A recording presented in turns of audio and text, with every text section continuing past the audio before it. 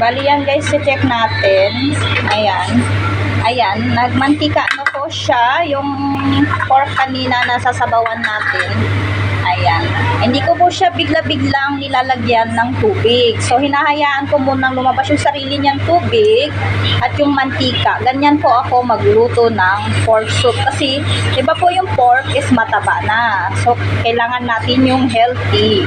So, kung masyado siyang mamantika, so, napakapangit naman po, diba?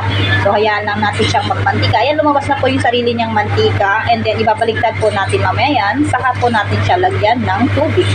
At i-check din natin po ang ating munggo. Ayan.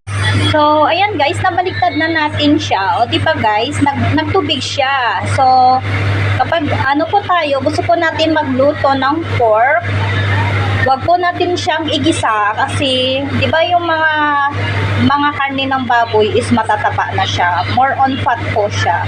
So, hayaan lang po natin lumabas yung sarili ng mantika. Pag lumabas na yan, ayan po. Ganyan lang po yung procedure. Sa akin mga guys, sa aking procedure ng pagluluto ng ganyan po ako magluto. Hindi po ako naggigisa.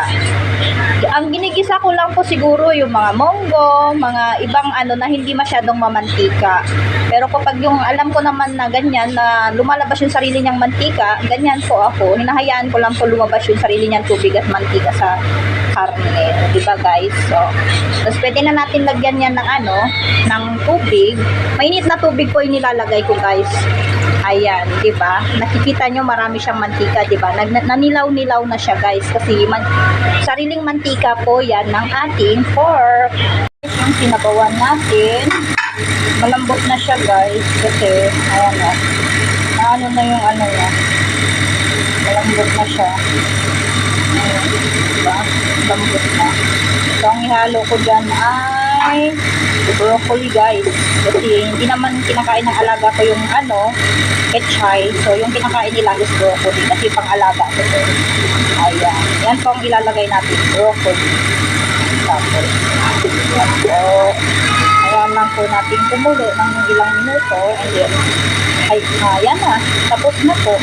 Bye-bye. Salamat sa panonood.